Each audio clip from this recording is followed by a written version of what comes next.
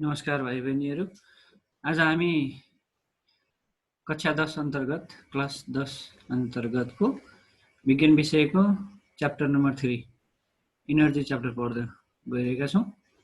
यस energy च्याप्टरको मेटेरियलहरू होमवर्कहरू म राखिदिएको छु अनि यसका केही इम्पोर्टेन्ट नोटहरू यो इनर्जी च्याप्टरमा तपाईहरुले जान्नै पर्ने इम्पोर्टेन्ट नोटहरूलाई मैले स्लाइडको रूपमा यहाँ व्यक्त गरिरहेको छु।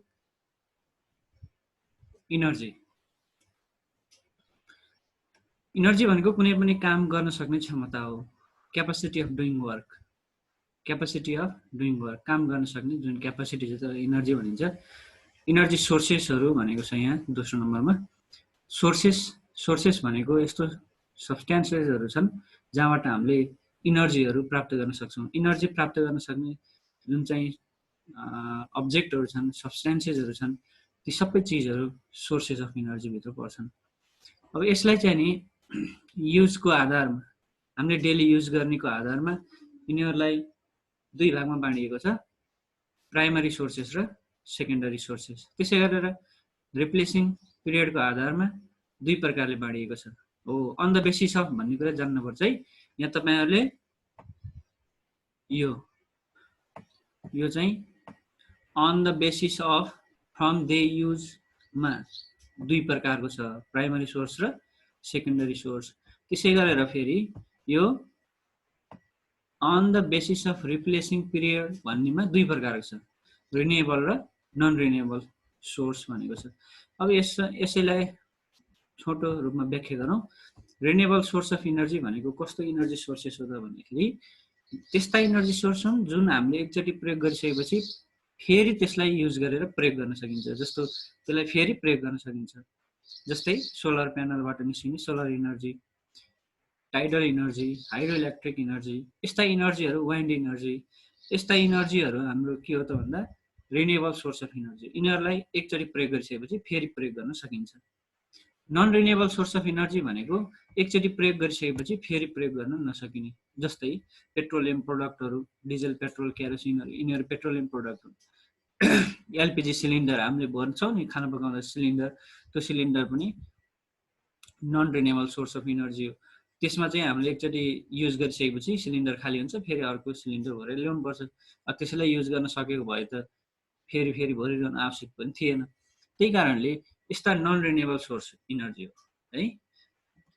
अब अर्को छ मेजर सोर्स अफ इनर्जी। अब इनर्जीका सोर्सहरू मेजर तरिकाले के हुन सक्छन् त भन्दा एउटा सोलर इनर्जी हुन्छ, यहाँ टाइडल इनर्जी पनि भनेको छ सोलर इनर्जी भित्र। यो किन भनेको हो त भन्दाखेरि टाइडल इनर्जी अर्थमा हुन्छ, टाइड्सहरूबाट निस्किने इनर्जी टाइडल इनर्जी हो। टाइड्स भनेको छालहरू, समुद्रका छालहरूबाट पनि इनर्जी निस्किन्छ, त्यसलाई भनिन्छ टाइडल इनर्जी।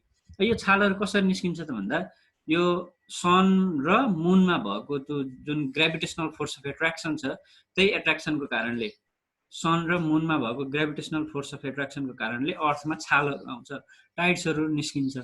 त्यही इनर्जीलाई टाइडल इनर्जी भनिन्छ। यो चाहिँ कसको कारणले हुँदो रहेछ त भन्दा सोलर इनर्जीको कारणले हुँदो रहेछ। न्युक्लियर इनर्जी, न्युक्लियर फिसन र न्युक्लियर फ्युजन रिएक्सन भनेको छ। न्युक्लियर इनर्जी भनेको सनमा चाहिँ यो पनि सोलर इनर्जीको टाइपभित्र राख्न सकिन्छ।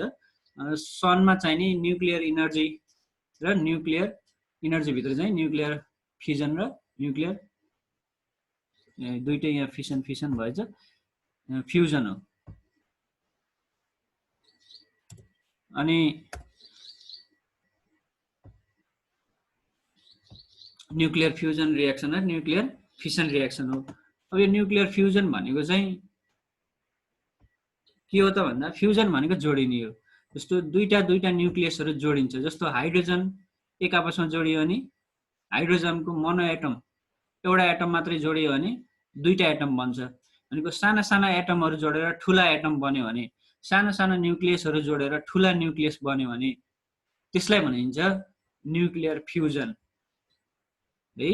Nuclear fusion. यो न्युक्लियर फ्युजन भनेको के हो त भन्दा जस्तो हाइड्रोजन र हाइड्रोजन मिलेर हिलियम परमाणु बन्छ हैन, हिलियम एटम बन्छ। त्यो चाहिँ यहाँ मैले मेटेरियलमा पनि राखिदिएको छु, त्यो हेर्नु एकचोटि। त्यसरी सानो एटमहरू मिलेर ठुलो एटम बन्छ, त्यसलाई भन्छ न्युक्लियर फ्युजन। त्यसपछि फेरि त्यो ठुलो एटम फेरि टुक्रा परेर सानो एटम बन्छ, त्यसलाई भन्छ न्युक्लियर फिसन। फिसन भनेको टुक्रिने र सानो बन्ने, ठुलो टुक्रिएर सानो बन्नेलाई फिसन, साना साना जोडिएर ठुला बन्नेलाई फ्युजन। यसरी न्युक्लियर फिसन र फ्युजन एकदमै कन्टिन्युअसली सनमा चाहिँ भएको भइ गर्छ, सनको कोरमा, सेन्टर पार्ट अफ सनमा भएको भइ गर्छ। त्यही कारणले यो न्युक्लियर इनर्जी पनि रिन्युएबल सोर्स अफ इनर्जी भित्र पर्छ। फसिल फ्युल भनेको छ, फसिल फ्युल भनेको फेरि कुनै पनि चिजहरू कुहिएर सडेर गलेर पृथ्वीको धेरै भित्रपट्टि गइसकेपछि फसिलको रूपमा युज हुन्छ, फसिलको रूपमा चेन्ज हुन्छ, त्यसैलाई भन्छ फसिल फ्युल। जस्तो त्यसमा चाहिँ कोलहरू पर्छ, कोलहरू प्लान्टहरूबाट बनेको हुन्छ, टिम्बरहरू, प्लान्टका टिम्बरहरू धेरै वर्षसम्म तल गयो भने त्यसबाट कोर बन्छ र पेट्रोलियम प्रोडक्टहरू जस्तो यो कसरी बन्छ त भन्दाखेरि ठुल्ठुला जीवहरू हैन, तिनीहरूको हड्डीहरू गलिसके छालाहरू गलेर मल बन्छ नि, हड्डीहरू गलेर पेट्रोलियम प्रोडक्टहरूमा चेन्ज हुन्छ। त्यस्ता पेट्रोलियम प्रोडक्टहरू एकचोटि युज गरिसकेपछि फेरि फेरि युज गर्न सकिन्न। कोल पनि फेरि फेरि युज गर्न सकिन्न। फायरवुड, दाउरा पनि एकचोटि युज गरेपछि फेरि फेरि प्रयोग गर्न सकिन्न। त्यही कारणले फसिल फ्युललाई हामीले non renewable source of energy भित्र पार्छौँ। हाइड्रो पावर भने छ, हाइड्रो पावर त एकचोटि एक ठाउँमा निस्क्यो भने अर्को ठाउँमा फेरि त्यही पानीलाई फेरि अर्को ठाउँमा फेरि हाइड्रो पावर बनाउन युज गर्न सकिन्छ। यसरी hydro power, hydro electric energy पनि यो रिन्युएबल सोर्स भित्र चाहिँ पर्छ। अब अर्को छ अल्टरनेटिभ सोर्स अफ इनर्जी। अब अल्टरनेटिभ सोर्स अफ इनर्जी भनेको के हो त भन्दाखेरि non renewable source of energy जुन चाहिँ एकचोटि प्रयोग गरेपछि फेरि फेरि प्रयोग गर्न सकिन्न। अब यसलाई जान्नुभन्दा अगाडि पहिला इनर्जी क्राइसिस भन्ने पढौँ। इनर्जी क्राइसिस भनेको यो चाहिँ के हो त भन्दा यो नन रिन्युएबल सोर्स अफ इनर्जीको व्यापक प्रयोगको कारणले यिनीहरू त लिमिटेड सोर्स छ, यिनीहरूको सोर्स त लिमिटेड छ, त्यो एकचोटि प्रयोग गरिसकेपछि सकिन्छ भनेको मतलब ती non renewable source of energy, petroleum प्रोडक्टहरू, कोलहरू यो एकदमै ऱ्यापिडली चाहिँ यो युज भइरहेको छ। त्यही युजको कारणले अब छिट्टै नै भविष्यमा यो सिद्धिन्छ, यसको चाहिँ यो संसारबाट यसको चाहिँ नि सोर्स नै सिद्धिने अवस्थामा पुग्छ हैन। यहाँ चाहिँ भनेको छ 1984 एडीमा चाहिँ नि इट विल ह्यापन हैन, according to the survey done in 1984 AD it will happen within coming 25 to 30 years भनेको छ। 25 to 30 इयर भनेको छ भनेको मतलब अब आउने 25 देखि 30 वर्षभित्रमा त यो सर्वे अनुसार त त्यो energy non renewable source of energy सबै सकिन्छ। त्यसपछि संसारमा हाहाकार हुन्छ, इनर्जी सोर्सहरू पुग्दैन, त्यसलाई भनिन्छ इनर्जी क्राइसिस हैन। Futures scarcity of energy sources on the earth due to over exploitation. Over exploitation भनेको ओभर युज हैन, इज कल इनर्जी क्राइसिस भनेको छ।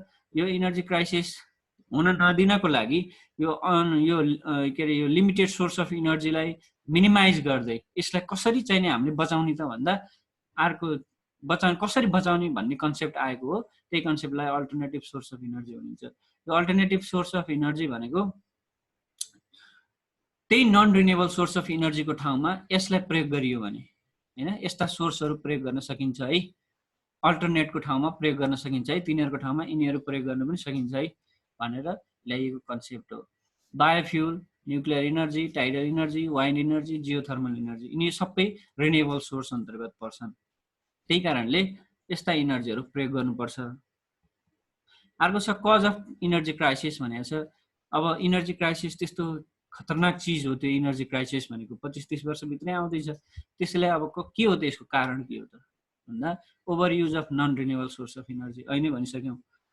इम्प्रपर अर मिसयुज अफ इनर्जी हैन, मिसयुज अफ इनर्जी यस्ता नन रिन्युएबल सोर्स अफ इनर्जीलाई हामी misuse गर्छौँ। दुध लिन जाँदा बाइक स्टार्ट गरेर जाने, स्कुटी स्टार्ट गरेर जाने, अनि भित्र बस्दाखेरि बत्ती बाल्नु त ठिकै हो, भित्र बस्दा बत्ती बाल्यो, फ्यान चलायो, अनि बाहिर आउँदाखेरि त्यो बत्ती र फ्यान निभाउने त्यो स्थिति हुँदैन।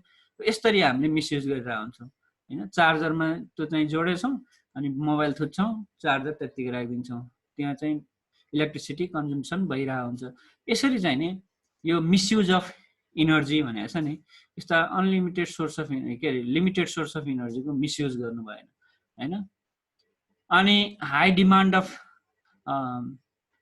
Of energy due to over population. Over population भएपछि त तिनीहरूले प्रयोग गर्नु पर्यो, साधनहरू प्रयोग गर्नु पर्यो, त्यसपछि यसको डिमान्ड त बढिरहने भयो। More use of less efficient in machine भनेको छ। अब हाई एचपीका एकदमै ठुल्ठुला पावरका, हाई पावरका चाहिँ नि हैन 125 सीसी को मोटरसाइकल चढेर हिँड्दा पुग्नेमा 150 300 400 यस्ता सीसीका मोटरसाइकल लिएर हिँड्ने हैन रिल्याक्सेबल टाइपका के फेसनेबल चिजहरू चाहिँ प्रयोग गर्नु त्यसमा त के हुन्छ भने अब तिनीहरूले धेरै मात्रामा चाहिँ यो लिमिटेड सोर्स अफ इनर्जीलाई कन्जप्सन गर्छन् नन रिन्युएबल सोर्स अफ इनर्जीलाई कन्जप्सन गर्छन् जस कारणले इनर्जी क्राइसिस हुन सक्छ ways of energy conservation or saving भनेको छ इनर्जीलाई कसरी सेभ गर्ने त by controlling over population over population control गरिदियो भने त त्यसको डिमान्ड नै लेस हुने भयो अनि त्यसपछि चाहिँ यसको कन्जर्भेसन गर्न सकिन्छ केही हदसम्म by using and producing more hydro electricity भनेको अघि नै हामीले कुरा गरिसक्यौँ रिन्युएबल सोर्स अफ इनर्जी हो यसलाई जति प्रयोग गरे पनि यो सिद्धिँदैन त्यही कारणले यसमा चाहिँ नि प्रोडक्सन र यसको युजेजहरू बढाउनु पर्यो by using more alternative source of energy भनेको त त्यही नन रिन्युएबल सोर्स अफ इनर्जीको ठाउँमा प्रयोग गर्न सकिने रिन्युएबल टाइपका सोर्स अफ इनर्जी हो त्यसलाई प्रयोग गर्नु पर्यो by controlling and एभोइडिङ the misuse of energy हामीले अघि नै कुरा गरिसक्यौँ इनर्जीको त्यस्तो मिसयुजबाट हामी जोगाइयो भने यसरी लिमिटेड सोर्स अफ इनर्जीलाई हामी जोगाउन सकिन्छ नन रिन्युएबल सोर्स अफ इनर्जीलाई हामी जोगाउन सकिन्छ जस कारणले इनर्जी क्राइसिसलाई केही हदसम्म हामीले न्यूनीकरण गर्न सक्छौँ कम गर्न सक्छौँ र energy non renewable source of इनर्जीलाई कन्जर्भेसन गर्न सकिन्छ सेभिङ गर्न सकिन्छ ल यिनीहरू चाहिँ यही नै हो इनर्जी च्याप्टरमा चाहिँ इम्पोर्टेन्ट कुराहरू भनेको यही नै हो यसलाई अलि ध्यान दिनु र अरू चाहिँ त्यहाँ मैले किताब राखिदिएको छु राम्रोसँग स्टडी गर्नु होमवर्क गर्नु बुझाउनु है